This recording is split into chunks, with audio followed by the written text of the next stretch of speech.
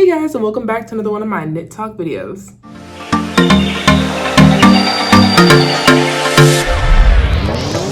Okay, so it's been quite a while since I made an update, so I have a lot of things to show you and a lot of things to discuss, so let's just get right into it.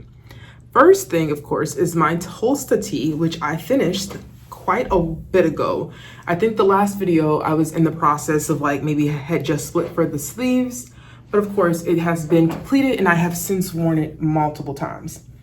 So I'm a huge fan. I really enjoy it. I think the only thing I would have changed or maybe done a little bit differently is potentially to have made it a little bit smaller, because I had the intentions of making it oversized just because I typically prefer that kind of a fit. Let's see if I'll step back a little bit.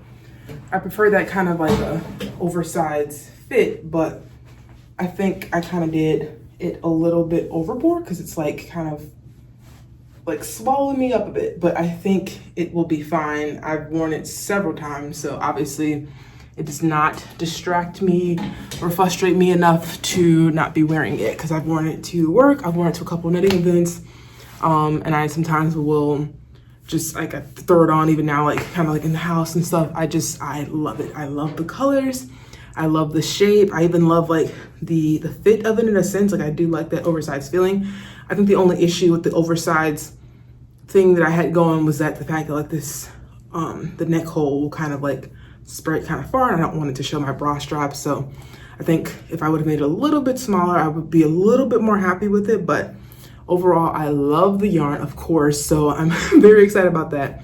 And I love the way it feels. It's kind of like a heavier tank, so it's nice, a heavier shirt, so it works perfectly for the fall weather that is fastly approaching, because I'm so excited for fall. I love fall. It's my favorite season, so it's perfect to throw on some of these September days. So I just truly been enjoying it. I've worn it so many times since I finished it. I think I finished it a couple months ago, so I've been wearing it ever since. So the next thing that I did mention in my last video was my key sweater, which at the time was very little progress. I think I had just finished the ribbing for the neck, and wait till you see it now.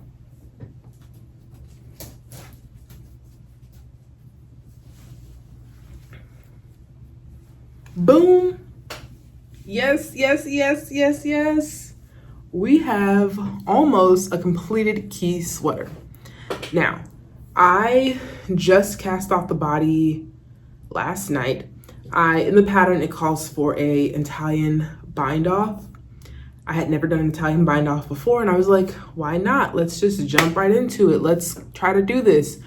No, Italian bind off is horrible. At least for me, it was a very frustrating process. It took me a little bit to kind of get the rhythm of it.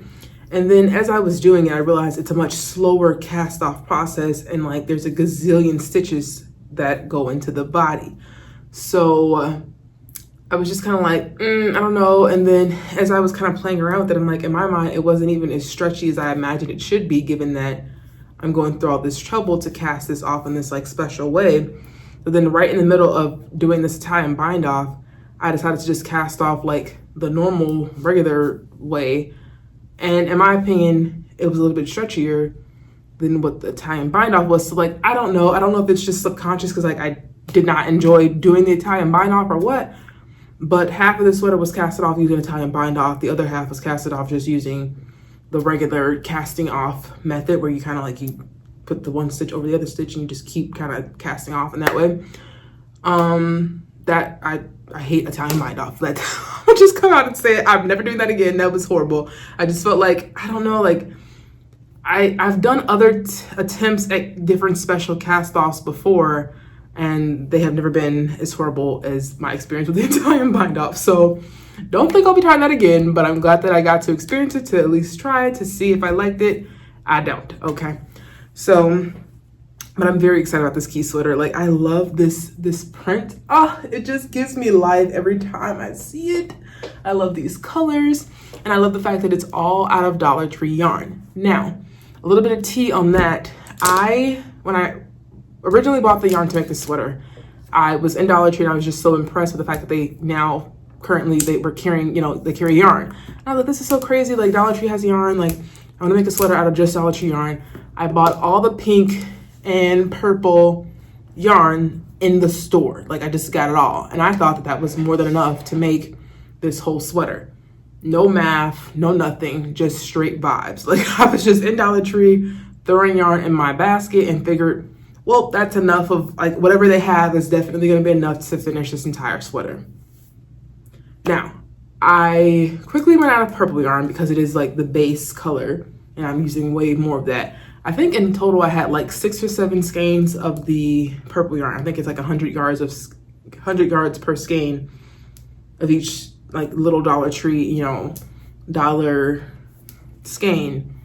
And then I had like a little bit more of the pink, maybe like 8 or 9 skeins, whatever. So obviously should have tried to figure out how to get more of the purple, but whatever, it's all they had in the store. So again, just straight vibes, no planning. So I quickly ran out of the purple yarn. So then I was like, do I just like run to some random store and just pick up purple yarn that's like close to it? I kept trying to run to different Dollar Trees to find this purple yarn, could not find it. Mind you, this is the Premier Yarns brand. The color is eggplant. Apparently, correct me if I'm wrong, Premier Yarn is not carried anywhere else because I tried to go to like Michael's to look for it. Obviously, Joann's is now not a thing. So I was like, where can I find this freaking yarn? I had been to at least like 3 or 4 different Dollar Trees. Even went to some Dollar Trees in Toronto, which is like a whole nother story. I was taking a trip there and I was like, well, let me just stop in some Dollar Trees, see if they have this purple yarn that I'm looking for. They did not. So I was like, I ended up going online, just typing in Premier Yarns, and I had to like order it straight from the manufacturer, like so straight from Premier Yarns. And they gave me like a gigantic skein of it. I think it was like 800 and something yards of this yarn in this one big skein. So I was like, okay, that works perfectly. And then it turned out I only ordered 1, but I got 2. So I was like, okay, well, that was just like a really cool thing. So I was like, all right, well, that's just really nice. And so then I was able to cast out the sweater. So that's a little bit of the drama behind this being not necessarily completely Dollar Tree yarn sweater, but that was the motive behind it. So yeah, but other than that, I only have the sleeves to finish, which I'm so excited. Look at that ribbing. Oh, I just love it. I love these colors.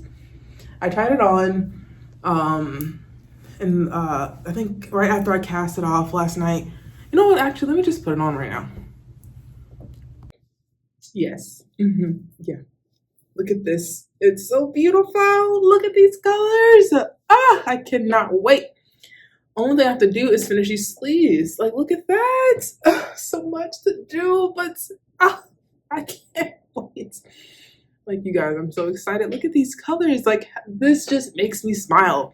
And now that I'm wearing it, I'm thinking, like, I already am making plans for my next key sweater. Because, like, how can you not have, like, multiples of this sweater? It's so beautiful. Like, I want to do for sure a black and white one because I think the cover photo for the pattern was black and white. Look how amazing it is. And again, I did this one kind of oversized as well. And I like that fit. And I feel like with this style of sweater, it's going to work perfectly because, I don't know, I just feel like it's going to be really, really cozy. I'm feeling like it's going to be like a quick little throw-on sweater if I'm just running out to, I don't know, pick up groceries and do some fun stuff. Or even just around the house, to work. All kinds of like festive fall activities. I feel like these colors are very fall. I'm so here for it. I definitely want to do a black and white version. I want to do like a quintessential fall one, like something that's like maybe like, can you imagine like maybe beige and like a dark brown, or like an off-white type of a cream thing, and like maybe you do like 2 different color like brown stripes, and maybe the stripes get like light brown into the dark brown. Like I have so many different things like that I really want to do because I love this print. I think it is so cool. And like the sweater, like I thought it was a really, I can't say easy knit. Like I think I had never, wouldn't say never, but it's been a while since I've done color work like this. Like just, even though it's just like single, like it's only a little bit of the 2 colors, but it still was, it threw me off a little bit because it's kind of like you're having to follow the pattern, especially when it came to the increases. That was like, it was a lot to focus on. Like you're increasing and you're also changing the colors. So I think whenever you got to like this section, it plagued my mind a little bit, but it was like it was fun, but it's definitely a little bit of a challenge. It's like, I don't know that I'm ready for like, a little more color work at the moment, but we shall see, because I did enjoy it. It takes you to a different headspace. It's kind of, I feel like I cannot do this while at my knitting group. I did sometimes, but I think that the color work made it difficult. So I was working on other smaller projects, which I will show you in a little bit, while I worked on this sweater to have something to work on at my knitting group. I'm just so excited. Like, this key sweater, like, how can you not smile with these colors on? I'm so excited. Like, and I think, I mean, probably to you guys, it looks like it happened fast, but like it took quite some time. But I think I was putting it down, picking it up, and but I'm just so excited about it. This is really, really cool. I remember, like, in the last video, I think I just had like the neckband and like the whole sweater. It's just so cool. And then also, funny story about my color working. Where is it? Here. This line is like wonky. You see, like, it's not, is it this one? No, okay, this line. You see how these like all look like little, I don't know, like L's? I'm calling them boots because this line I was working on in Austin for my family reunion. So we went there this summer and I was working on this sweater, and this is the one line that I did while there, probably like drinking with family. And like, I noticed it once I got pretty far. I was like, what happened here? And I was like, you know what? I probably was just like, I was off my game, still knitting, potentially a little bit tipsy, just trying to work in some color working at my family reunion. So I think it was just a really cute, fun memory. And what I'm calling them are little boots to remind me of Austin. So that's my cute little detail in this sweater. Cannot wait to finish the sleeves and have a finished product. Like, honestly, I think when I finish, I'm going to wear it the next day. I don't care where I'm going. I'm finishing it and wearing it the next day. So excited about this key sweater. Okay, so next I'll talk about my Sophie scarf, because I don't think I had that finished in the last video. But here it is. And what's really, really cool is that it matches my lentil sweater, which I have been wearing it with the lentil sweater a lot recently. Because again, it's September, the fall air is coming, and like I'll throw my lentil on and throw this on like right over it, and like it's giving like, it's so cute. Like, I just love that. And like, I like the way that I tie it as well. This is the only way I've attempted to wear it, but I'm sure there's other ways that I could tie it. I'm not really a big scarf person. I just know that the Sophie scarf is like really popular, and I had a really fun knitting it, really fun time knitting it. So I was excited about it, but I feel like this is the only way that I wear it, but it still works cute. I just love that it's like a matching set with my lentil sweater. So this is my Sophie scarf. I love it so much. Can't wait to make more of these. It's so soft and squishy, and like, I love this. I think this was a small size, if I'm not mistaken. I think it was a small, but I will make way more of these. I also bought the Sophie shawl as well, because I plan to make one of those, because I do like that big chunky scarf style. But cute little Sophie scarf that matches my lentil. It makes me want to make like matching Sophie scarves for all of my sweaters now that like I have, just because they're so cute and quick, and they do look kind of cute together as like a matching set when you're wearing them out, especially when I go to my knitting group and like everyone's immediately like, oh my god, look, you have a Sophie scarf that matches your sweater. So I think it's really cute. Another pattern that I've been working on, or that I finished, was this cow, which is beautiful. So this, so we have in Chicago, we have a yearly or annual yarn crawl, and I only went to 2 stores this time because I did way too much last year. And one of the stores, of course, was Wool & Co. I plan on making that like an annual trip out to Wool & Co. It's like over an hour away from me, so not the most convenient place to go to, but definitely worth going once a year because it's so beautiful and so big, and like they have such a huge inventory. But I went there, and immediately when I first walked in, this was their yarn crawl pattern. So they had this right at the front of the door, and they had all the yarn set up there, and they had this on display. And I was like, I gotta make this. So I bought both the yarns that I needed to make this. It's two yarns held together with it's a mohair and like a fingering weight or a DK weight held together. So I was like, I got both the yarns there, and this is the actual color of the display piece. So I was like, I gotta make that one. And I think it's really cool. I've worn it a few times since making it, with my lentil ones, and then also just like with general like other stuff. And I think it works really well. Again, because of all the beautiful fall weather that we're having, it just works perfectly. You throw it on, and I've got this little tag from Wool & Co as well that I added on there.